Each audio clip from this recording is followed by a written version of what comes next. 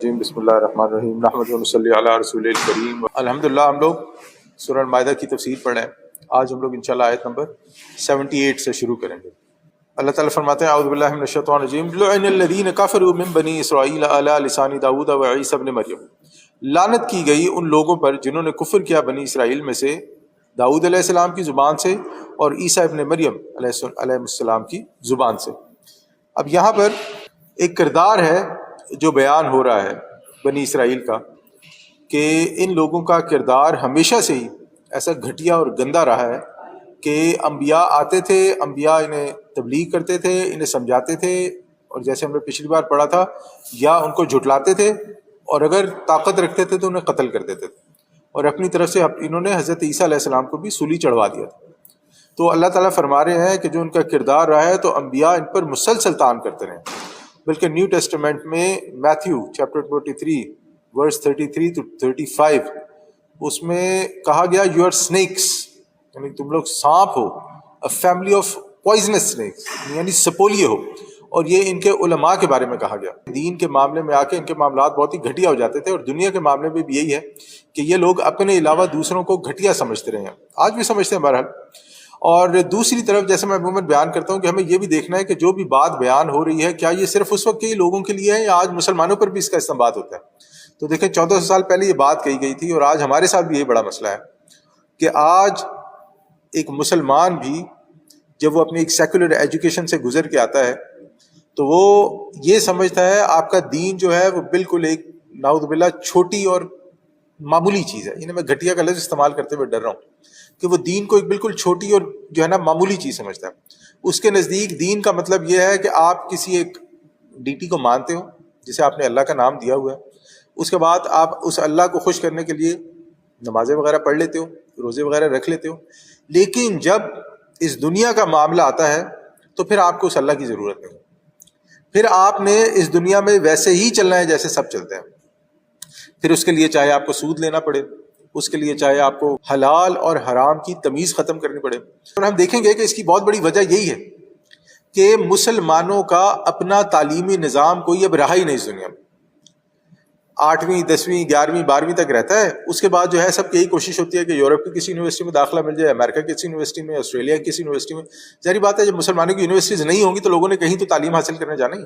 اور جب وہ ان یونیورسٹیز میں تعلیم حاصل کرنے جاتے ہیں تو پھر یہاں پر تو تعلیم ہوتی ہے ساری سیکولر، جہاں پر خدا کو اور زندگی کو یا خدا کو اور آپ کو علیحدہ کر دیا جاتا ہے، اور آپ کو یہ سکھایا جاتا ہے کہ خدا جو ہے وہ ایک صرف ایسی چیز ہے جو آپ کے وہم و گمان میں ہے، خیالی چیز ہے جس کا حقیقت سے کوئی تعلق نہیں. تو بہرحال یہی معاملہ ان کے ساتھ بھی تھا، یہی معاملہ مسلمانوں کے ساتھ بھی ہے، اور اسی لیے مسلمان بھی جو ہے وہ اپنے علماء کی عزت نہیں کرتے. آگے اللہ تعالیٰ فرماتا ہے ذالک بما عصوا وکانوا یعتدون، یہ اس لیے ہوا کہ انہوں نے نافرمانی کی اور وہ حد سے تجاوز کرتے تھے. یعنی جو بھی حد سے تجاوز کرے گا، جان بوجھ کر اللہ تعالیٰ کی حدود کو توڑے گا، وہ اپنے آپ کو لعنت کا مستحق ٹھہرائے گا. لعنت سے مراد یہ ہے کہ وہ اپنے آپ کو اللہ تعالیٰ کی رحمت سے دور کر دے. اللہ تعالیٰ کی رحمت سے دوری کا مطلب یہ ہوتا ہے کہ انسان کی زندگی سے سکون ختم، انسان کی زندگی سے اطمینان ختم، انسان کی زندگی میں جو رشتے ہیں ان کے اندر سے محبت ختم، انسان کی زندگی ایک عذاب مسلسل بن جاتی ہے. اور اگر ہم اپنے نزدیک دیکھیں نا، ہمیں زیادہ دور جانے کی ضرورت نہیں، اگر ہم اپنے نزدیک دیکھیں نا تو ہمیں ایسے کیریکٹرز مل جائیں گے کہ بڑی محنت سے کام کرتے ہیں، پتہ نہیں کیا کیا کرتے ہیں، لیکن اللہ کی ایسی لعنت پڑی ہوئی ہے ان کی زندگی میں کہ انہیں خوشی نصیب نہیں ہے، وہ جو بھی کرتے ہیں الٹا پڑ جاتا. پھر آگے اللہ تعالیٰ فرماتے ہیں کانوا لا یتناہون عن منکر فعلوہ، یہ لوگ ایک دوسرے کو نہیں روکتے تھے ان منکرات سے جو وہ کرتے تھے. دیکھیں اسلام میں نا دو چیزیں، ایک اسلام میں ہے امر بالمعروف، نیکی کا حکم کرنا، ایک اسلام میں ہے نہی عن المنکر، برائی سے روکنا. ہمارے ہاں یہ بن چکا ہے کہ آپ بس حکم کرتے رہو اچھائی کا اچھائی کا اچھائی کا، لیکن نہی عن المنکر جو ہے اس پر کوئی توجہ نہ دو. اب اگر ہم اس وقت اپنے آپ سے یہ سوال کریں کہ امر بالمعروف اور نہی عن المنکر میں کیا فرق ہے، تو زیادہ تر لوگوں کو اس بات کا پتہ ہی نہیں ہوگا. وہ سمجھتے ہیں امر بالمعروف کا مطلب ہے کہ آپ بس اچھی باتوں کا حکم دیتے جاؤ. اچھا جب آپ کسی کو یہ کہیں گے کہ نہی عن المنکر کیا ہے، تو وہ کہیں گے کہ آپ لوگوں کو برائی سے روکو، لیکن برائی سے روکنا تو نیکی کا حکم دینا ہے نا. نہی عن المنکر کا مطلب ہے کہ برائی کو ختم کرو. دیکھیں اگر کسی کے گھر میں چوہے گھس آتے ہیں یا کسی کے گھر میں کاکروچ گھس آتے ہیں تو آپ لوگ صرف جو آپ کے گھر میں چوہے یا کاکروچ اس قسم کی چیزیں آتی ہیں انہیں نہیں مارتے، بلکہ آپ ان کے آنے کے جو رستے ہیں ان کا سدباب کرتے ہیں، آپ ان رستوں کو ختم کرتے ہیں، ان رستوں کو روکتے ہیں۔ اسی طرح صرف برائی سے لوگوں کو منع کرنا، اس سے برائی ختم نہیں ہوتی۔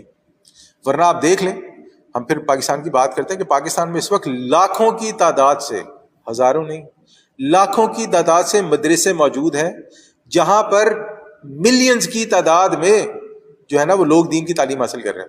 ظاہر بھائی لاکھوں کی تعداد سے چلے ہم 1 ملین تو گئے، 10 لاکھ 1 ملین ہوتا ہے، 10 لاکھ کی تو کوئی ویلیو نہیں ہے۔ تو اتنے علماء پیدا ہو رہے ہیں پاکستان میں، اور یہ سب ملا کے میں بات کر رہا ہوں، جس میں وہ سلفی بھی ہیں، اہل حدیث بھی ہیں، دیوبندی بھی ہیں، بریلوی بھی ہیں، سارے، اور یہ سب اس بات پر متفق ہیں کہ جو غلط ہے وہ غلط ہے۔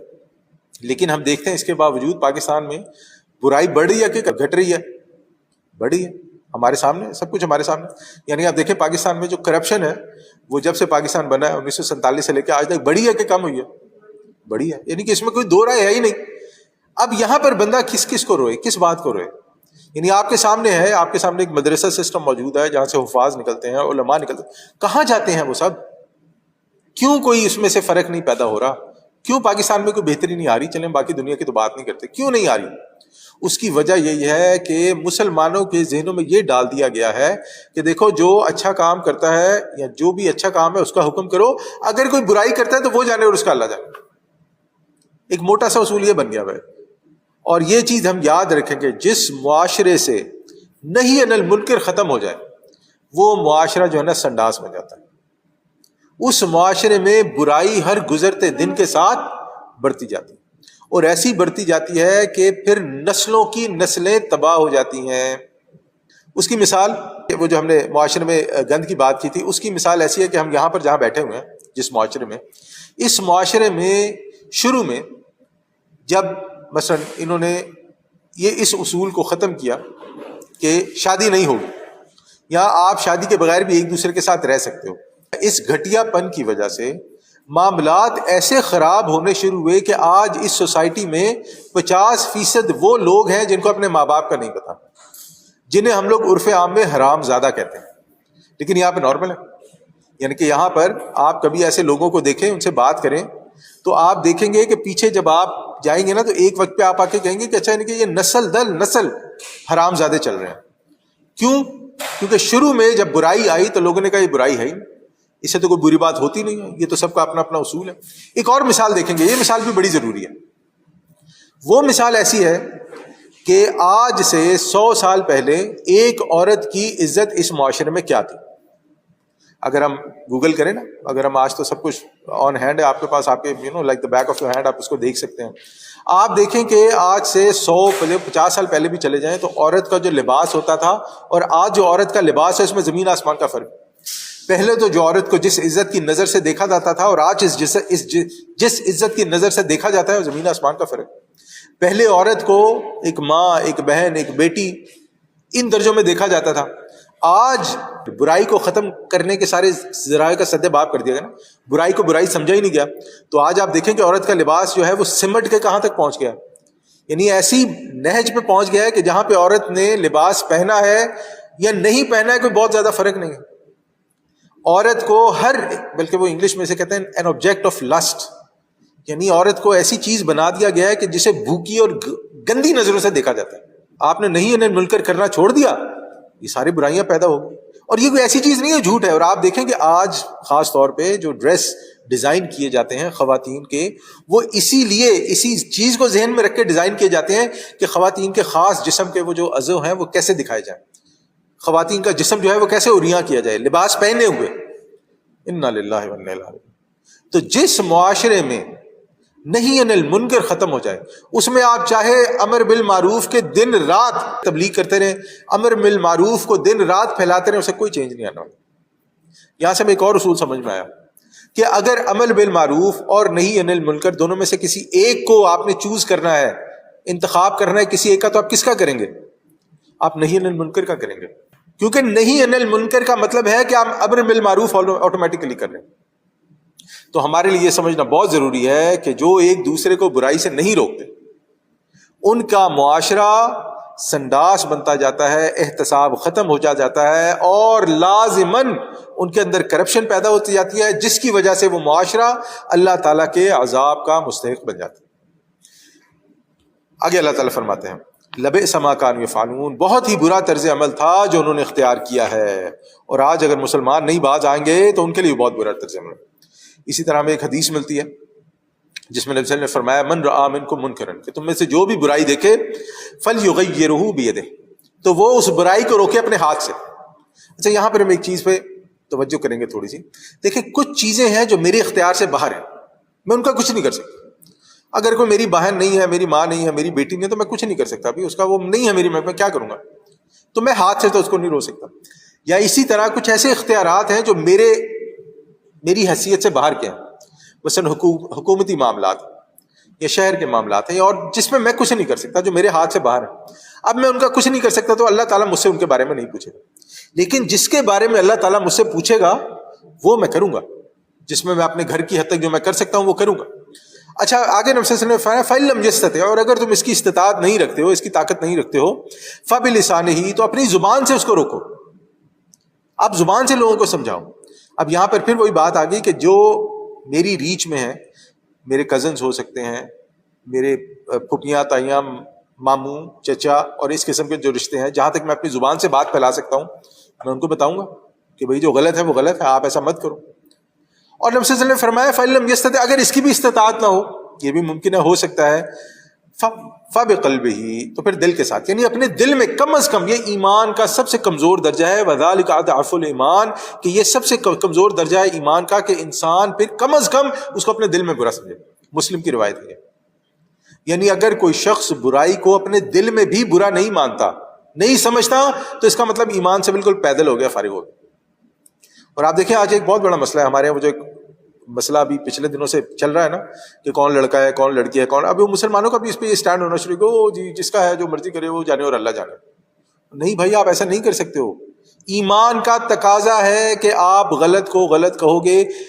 یار آپ نہیں کہنا چاہتے ہو، کم از کم منہ سے فضول بکواس مت کرو، کم از کم منہ سے غلط بات مت کرو، چپ رہو، دل میں برا جانو، کم از کم اتنا تو ریسپیکٹ کرو نا۔ لیکن ہمارے یہاں نا وہ شاہ سے بڑھ کے شاہ کے وفادار کے چکر میں جو ہے نا، وہ کہتے ہیں نہیں مسلمانوں کا بھی یہی اصول، یعنی اسلام اس پہ ایسے ہی فضول قسم کی بات جو ہے نا، مطلب کیا بولے اس پہ۔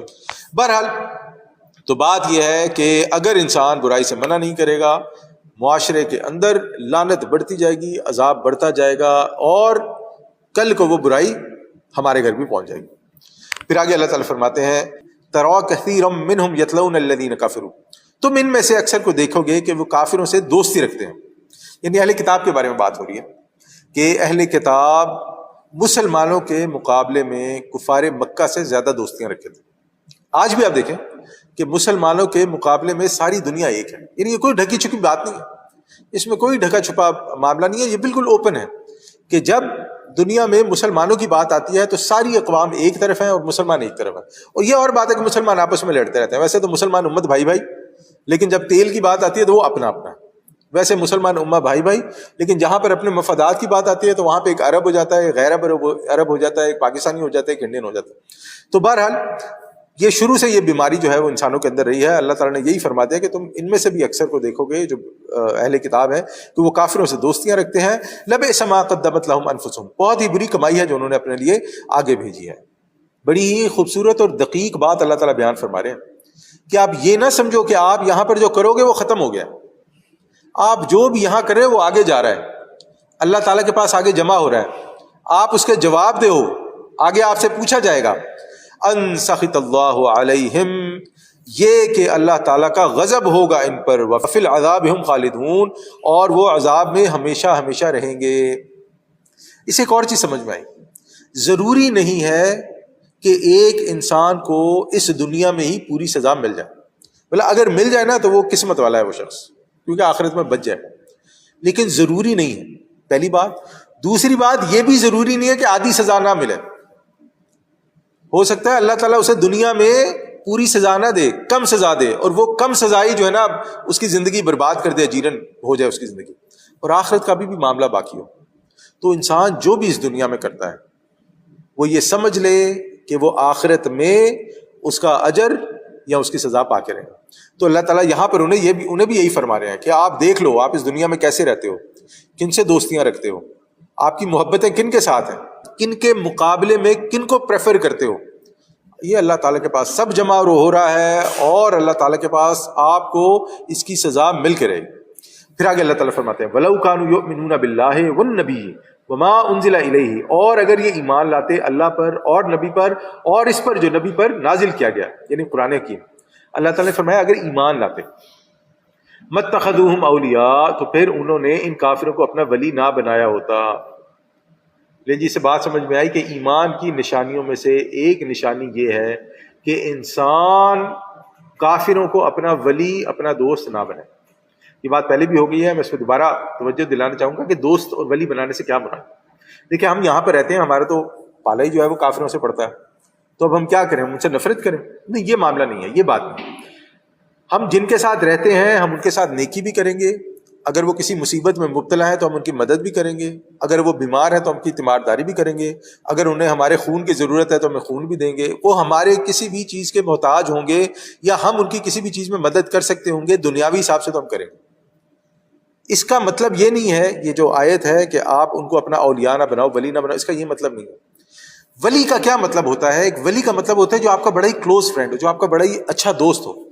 مثلا میرے گھر میں کوئی ایسا معاملہ آ گیا ہے کہ جو بڑا ہی ذاتی ہے, بڑا ہی پرسنل قسم کا ہے, کہ ہم یوں کرتے ہیں, اللہ تعالیٰ سب کو محفوظ رکھے, کہ میری بیٹی کہتی ہے کہ میں نے کسی کرسچن سے شادی کرنی. اب آپ کو لگتا ہے کہ مجھے کسی یہودی یا کرسچن سے مشورہ کرنا چاہیے؟ ظاہری بات ہے بہت بڑی بیوقوفی ہوگی. اب یہ معاملہ میں کس سے ڈسکس کروں گا؟ یہ معاملہ ظاہر بات ہے انسان اپنے کلوز, وہ لوگ ہوتے ہیں جو آپ کے نزدیکی ہوتے ہیں, جن سے آپ کی محبت کا, دوستی کا, رشتہ داری والا حساب ہوتا ہے, آپ ان سے ہی بات ڈسکس کرتے ہو. تو اب اسی معاملے کو آپ مزید سویر کر لیں کہ ہم ایک معاشرے میں رہتے ہیں جہاں پہ ہمارے معاشرتی پرابلم ہے. یہ تو میں نے آپ کو ایک ذاتی طور پہ مثال دی نا.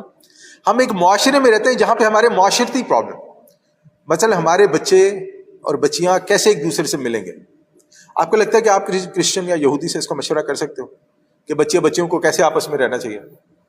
جو ہم لوگ یہاں پہ اگر کوئی دینی محفل کریں, یہاں پہ اگر ہم لوگ بچیوں کو بلائیں تو انہیں کیسے بلائیں, انہیں کیسا ڈریس کوڈ پہننا چاہیے, انہیں ایک دوسرے کے ساتھ کیا بات کرنی چاہیے. آپ کو لگتا ہے کہ ہمیں ان سے مشورہ کرنا چاہیے؟ ظاہری بات ہے نہیں کرنا چاہیے, کیونکہ ان کی اور ہماری اقدار میں زمین آسمان کا فرق ہے. اب آپ اس سے بھی ایک درجہ اوپر چلے جائیں, اب آ جائیں گورنمنٹ کے معاملات پہ یا حکومت کے معاملات. اب دیکھیں بات ہوئی ہے کہ اس میں بھی ہمارا اختیار نہیں ہے, لیکن سمجھ تو ہمیں ہونی چاہیے نا. اب وہاں پر بھی جو مسلمانوں کے داخلی امور ہیں, جو مسلمان ممالک 56 یا 57 یا 58 جو ہیں, ان کے اندر جو پرابلمز ہیں وہ کون سالو کرے گا؟ انہیں آپس میں سالو کرنی چاہیے, کسی باہر والے کو بلانا چاہیے. بالکل وہی اصول ہے جو میری ذاتی زندگی پر اپلائی ہوتا ہے, جو میرے اپنے مسلمانوں کی معاشرتی زندگی پر اپلائی ہوتا ہے, وہی اصول ایک بڑے زندگی یا ایک بڑے معاملے پر بھی اپلائی ہو. اگر وہاں پر بھی کافروں کو اپنا ولی اور دوست سمجھا جائے گا, آپ ولی اور دوست کی ڈیفینیشن سمجھ رہے ہیں نا, اگر اس معاملات میں بھی کافروں کو اپنا ولی اور دوست سمجھا جائے گا تو پھر یہ ایمان ختم یا ایمان نہ ہونے کی نشانیوں سے ہے. اس کا مطلب ہے کہ جب اللہ تعالیٰ نے فرمایا متخذوا اولیاء, پھر ان کو اپنا ولی دوست نہ بنایا ہوتا یا نہ بناؤ, تو مسلمان کہتا ہے کہ نہیں, یہ بات اللہ تعالیٰ نے جو فرمائی ہے غلط ہے نہ. اور اگر یہ کوئی کہتا ہے تو وہ مسلمان نہیں ہے, وہ اسلام سے خارج ہے, وہ ایمان سے ہاتھ دھو بیٹھے. اگر کوئی قرآن کی کسی ایک بھی آیت کا انکار کرتا ہے تو وہ دار اسلام سے خارج ہے, اس میں کوئی دو رائے نہیں. تو یہاں پر اگر ایک انسان چلے کوئی جان تو بوجھتے کرتا ہے وہ تو ہے, اگر کوئی نہیں جانتا تو ہم اس کو بینیفٹ آف ڈاؤٹ دے دیتے ہیں. لیکن اتنے بڑے معاشرے یا اتنے بڑے منصب پہ بیٹھ کے کوئی یہ کہے مجھے نہیں پتا, یہ ہو نہیں سکتا.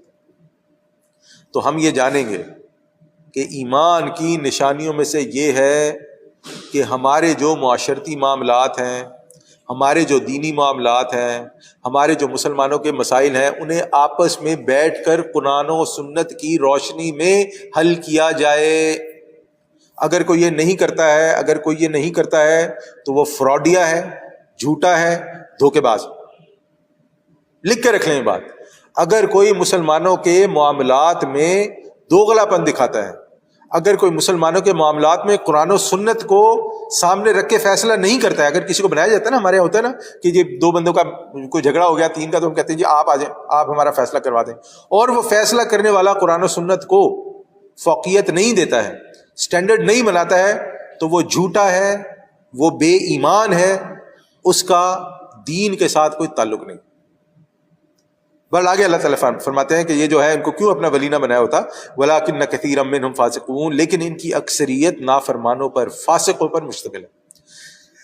دیکھیں، ایک ہے نافرمانی جو ہم سب سے ہو جاتی ہے، انسان ہے، غلطی ہو جاتی ہے، نافرمانی ہوتی ہے، جان بوجھ کے بھی ہو جاتی ہے اور غلطی سے بھی ہو جاتی ہے، یعنی ہر انسان، کوئی بھی انسان اس سے مبرہ نہیں ہے سوائے رسولوں کے، اور کوئی انسان اس سے مبرہ نہیں ہے، رسولوں کو اللہ تعالیٰ کی پروٹیکشن حاصل ہے۔ لیکن فاسق وہ شخص ہوتا ہے جو گناہ بھی کرے، نافرمانی بھی کرے، اور ڈنکے کی چوٹ پہ کرے، کہ میں نے کیا ہے جی، کر لو، کیا کر لو گے، میں نے توڑا ہے، میں نہیں مانتا یہ حکم، کیا کر لو گے، یا جی اللہ تعالیٰ نے منع کیا شراب پینے سے، میں تو پیتا ہوں، اس کو بالکل برا نہیں سمجھتا ہوں، انا للہ و انا الیہ، یہ ہے وہ شخص فاسق، اور اگر وہ اپنے اس فسق سے باز نہ آئے تو پھر وہ دار اسلام سے خارج ہوگا۔ تو اللہ تعالیٰ فرماتے ہیں کہ ان کی اکثریت نافرمانوں پر مشتمل ہے، فاسقوں پر مشتمل ہے، ان میں سے اکثر لوگ فاسق ہیں، اور جو فاسق ہوتا ہے نا، اس کی کمپنی ایسی ہوتی ہے کہ دوسرا انسان، ہر بندے کی کمپنی ایسی ہوتی ہے، انسان جن کی کمپنی میں رہتا ہے، جن کی دوستیوں میں رہتا ہے، جن کے ساتھ رہتا ہے، انسان ان جیسے ہی ہوتا ہے۔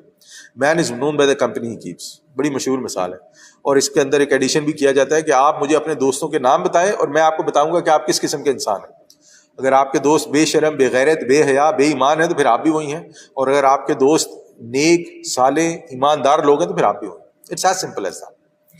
پھر آگے اللہ تعالیٰ فرماتے ہیں لَتَجِدَنَّ أَشَدَّ النَّاسِ عَدَاوَةً لِلَّذِينَ آمَنُوا الْيَهُودَ وَالَّذِينَ أَشْرَكُوا، تم لازماً پاؤ گے اہل ایمان کے حق میں شدید ترین دشمن یہود کو اور ان کو جو مشرک ہیں۔ یہ جی 1400 سال پرانی آیت ہے، اور ایسا لگتا ہے کہ آج کے حالات کی عکاسی کر رہی ہے کہ اہل ایمان کے حق میں شدید ترین دشمن یہودیوں کو اور مشرکوں کو پاؤ گے۔ آج انڈیا میں مسلمانوں کے ساتھ کیا ہو رہا ہے؟ کسی کے ساتھ ڈھکا چھپا نہیں۔ ان کا پرائم منسٹر جب گجرات کا چیف منسٹر تھا تو مسلمانوں کو آگ لگا کے تباہ و برباد کر دیا، انہوں نے اس کو اٹھا کر انڈیا کا پرائم منسٹر بنا دیا۔ اور آج باقی دنیا میں کیا ہو رہا ہے؟ ہمارے یہودی مڈل ایسٹ میں جو ہے وہ کیا کر رہے ہیں آپ کے سامنے ہیں، اور باقی مسلمان جو 56-57 ملک ہے وہ کیا کر رہے ہیں، وہ بھی آپ کے سامنے۔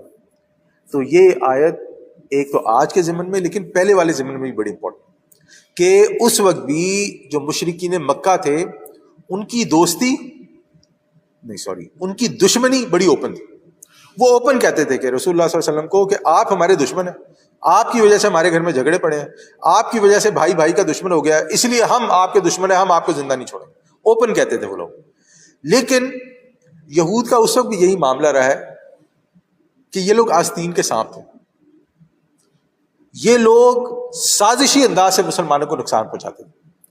اس میں ہمیں 3 واقعات ملتے ہیں کہ 3 دفعہ نبی صلی اللہ علیہ وسلم کو ہلاک کرنے کی کوشش کی گئی۔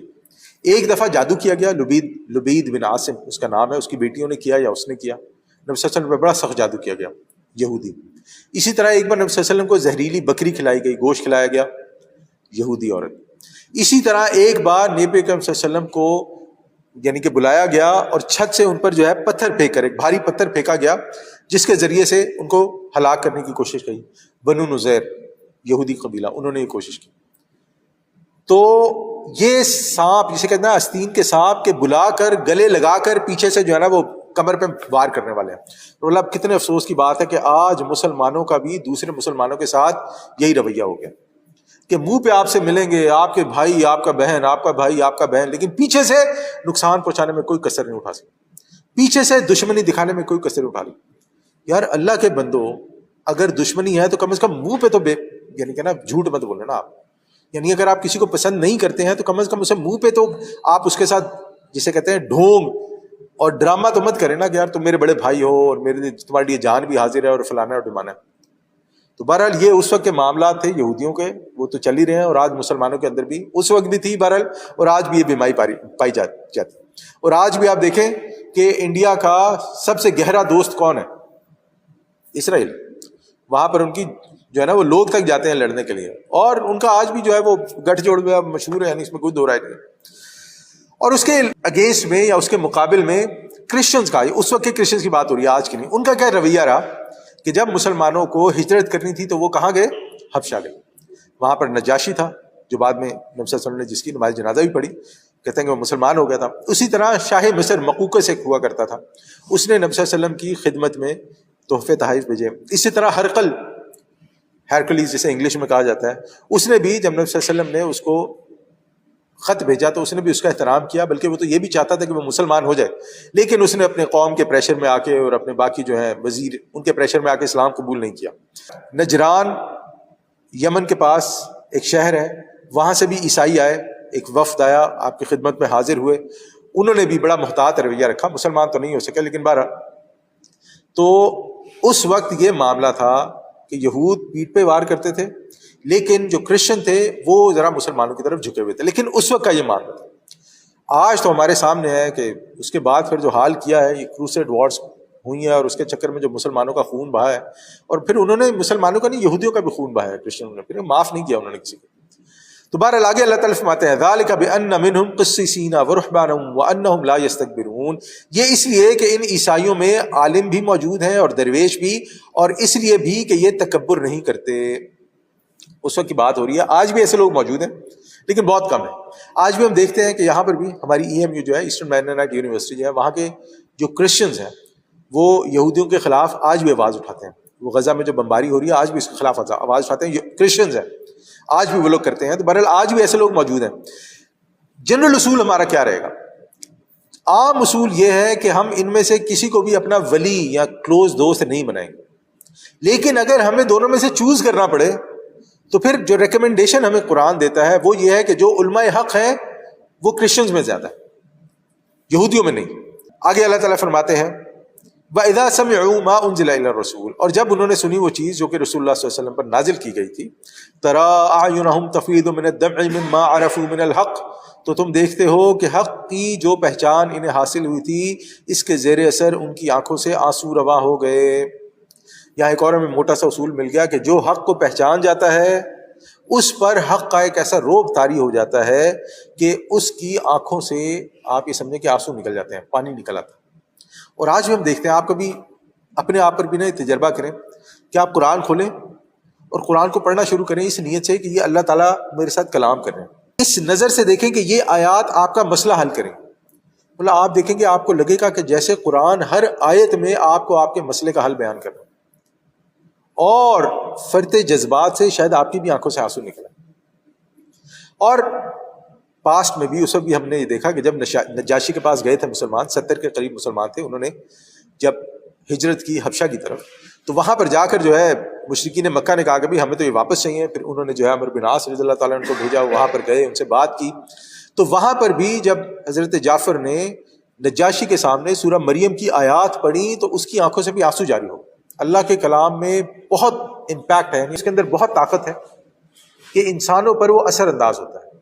جو بھی اپنے دل میں اللہ تعالیٰ کی محبت رکھتے ہیں, جو بھی اپنے دل میں یہ سمجھتے ہیں کہ ایک گاڈ ہے, ایک کریٹر ہے اور ہمیں اس کی طرف پلٹنا ہے, اور حق سمجھنے کی نیت سے قرآن پڑھیں گے, انشاءاللہ اللہ تعالیٰ انہیں راہ راست دکھائے گا.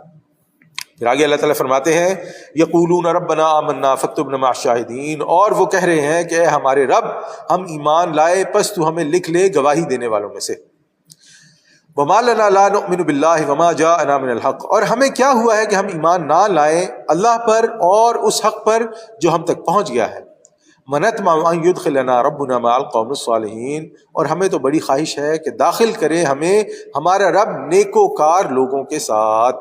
اس آیت کے جو ایڈریسیز ہیں, جو مخاطب ہیں, وہ لوگ ہیں جو اپنے اندر ایمان رکھتے ہیں, یا کم از کم کانشیسلی جانتے بوجھتے جو کوشش کرتے ہیں کہ ہم لوگ اپنے ایمان کو تازہ رکھیں, اپنے ایمان کو بڑھاتے رہیں, اپنے ایمان پر کام کرتے رہیں. تو اس پر اپنے رب کی طرف سے جو بھی بات آئے گی, قرآن کی ہوگی, حدیث کی ہوگی, کوئی سنت اس کے سامنے بیان کی جائے گی, تو اسے حق سمجھے گا.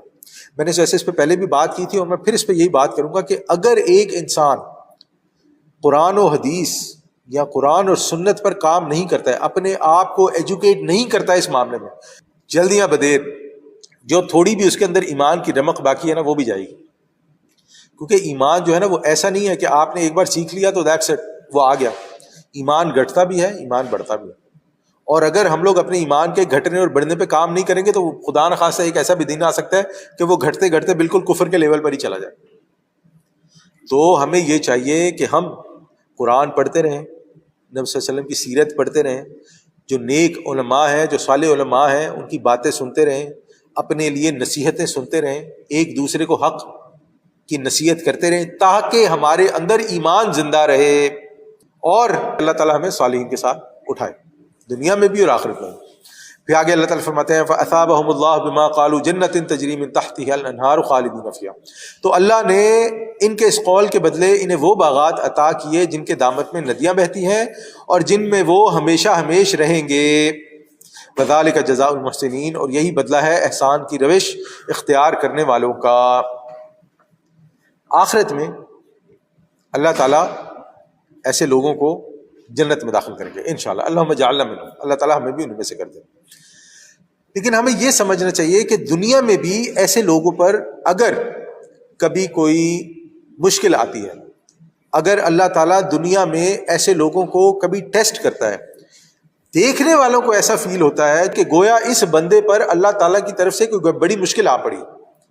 لیکن جو شخص ایمان والا ہوتا ہے اور جو اس ٹیسٹ سے گزر رہا ہوتا ہے، اس کو یہ سکون ہوتا ہے، یہ اطمینان ہوتا ہے کہ اس ٹیسٹ کے ذریعے اللہ تعالیٰ میرے گناہوں کو معاف فرما رہے ہیں اور میرے درجات کو بلند کر رہے ہیں. جو آیت ہے نا انسان کو افیکٹ کر ہی نہیں سکتی جب تک انسان احسان کی روش کرنے والوں میں نہ داخل ہو جائے، محسنین میں نہ داخل ہو جائے، اللہ تعالیٰ کی عبادت اس طرح کرنے میں نہ داخل ہو جائے کہ چاہے میرے ساتھ جو بھی ہو رہا ہے وہ اللہ تعالیٰ کی طرف سے ہے اور یہی میرے حق میں بہتر ہے. ہم نے وہ مشہور حدیث سنی ہے نا حضرت جبرائیل علیہ السلام کی، حدیث جبریل جسے کہا جاتا ہے، کہ جب نبی صلی اللہ علیہ وسلم سے سوال کیا گیا کہ احسان کیا ہے تو نبی صلی اللہ علیہ وسلم نے فرمایا کہ تم اپنے رب کی عبادت ایسے کرو گویا تم اسے دیکھ رہے، اور اگر نہیں تو کم سے کم ایسے کرو کہ وہ تمہیں دیکھ رہا ہے. تو ایک انسان کی زندگی میں جو بھی معاملات آتے ہیں، وہ جن بھی معاملات سے گزرتا ہے وہ اللہ کی طرف سے ہیں اور ان کے ذریعے سے انسان کے اللہ تعالیٰ درجات بلند کر رہا ہے، جو اس کی غلطیاں کوتاہیاں ہیں وہ معاف کر رہا ہے اور آگے آنے والے معاملات کو انشاءاللہ درست فرما رہا ہے. پھر آگے اللہ تعالیٰ فرماتے ہیں والذین کفروا، اور رہے وہ لوگ جنہوں نے کفر کیا، وکذبوا، اور آیات کو جھٹلایا، یا وکذبوا بآیاتنا، ہماری آیات کو جھٹلایا، اولئک اصحاب الجحیم، وہ لوگ جہنم. دیکھیں انکار اور جھٹلانا، اللہ تعالیٰ نے دو چیزوں کی طرف اشارہ کیا. تو اللہ تعالیٰ فرماتے ہیں یہ وہ لوگ ہیں جو جہنم میں جائیں گے. اور ہم جانتے ہیں کہ اسلام میں جس نے بھی یہ بات کی بہرحال وہ اسلام سے خارج. اگر کوئی قرآن کی آیت کا انکار کرتا ہے یا جھٹلاتا ہے تو وہ اسلام سے خارج. تو ہم ایسا کرتے ہیں، ہم اپنے آپ کو یہیں طرح رہنے دیتے ہیں آیت نمبر 86 تک انشاءاللہ. تو ہم اللہ تعالیٰ سے دعا کرتے ہیں کہ جو بھی ہم نے پڑھا اللہ تعالیٰ اس کو سمجھنے کی، اس پر عمل کرنے کی توفیق عطا فرمائے. اللہ تعالیٰ اس قرآن کو ہمارے لیے آسان فرما دے. اللہ تعالیٰ اس قرآن کو ہمارے دلوں کا نور بنا دے. اللہ تعالیٰ اس قرآن کو ہمارے لیے راہ ہدایت بنا دے. اسی طرح اللہ تعالیٰ نبی صلی اللہ علیہ وسلم کی سیرت کو ہمارے لیے نمونہ بنا دے. ہمیں نبی صلی اللہ علیہ وسلم کی سیرت اور سنت پہ چلنے والا بنا دے. ہمارے دل کو اللہ تعالیٰ قرآن کے لیے اور رسول اللہ صلی اللہ علیہ وسلم کی سیرت اور سنت اور حدیث کے لیے کھول دے. اور اسے اللہ تعالیٰ ہمیں اپنے دین کے لیے چن لے، اپنے دین کا کام ہم سے لے لے، ہماری اولادوں سے بلکہ ہمارے آنے والی نسل سے اللہ تعالیٰ اپنے دین کا کام لے انشاءاللہ. اور ہماری اولادوں اور ہماری نسل کو ہمارے لیے صدقہ جاریہ بنا دیں انشاءاللہ قیامت تک کے لیے. اس میں جو بھی اچھی باتیں تھیں وہ اللہ تعالیٰ کی طرف سے تھیں. اگر کوئی غلطی تھی، کوئی تاہی تھی تو وہ میری کمزوری تھی. اللہ تعالیٰ مجھے معاف فرمائے، میری ہدایت کا بندوبست فرمائے. وصلی اللہ تعالیٰ علی خیر خلق اجمعین برحمتک یا ارحم الراحمین وآخر دعوانا الحمد للہ رب العالمین.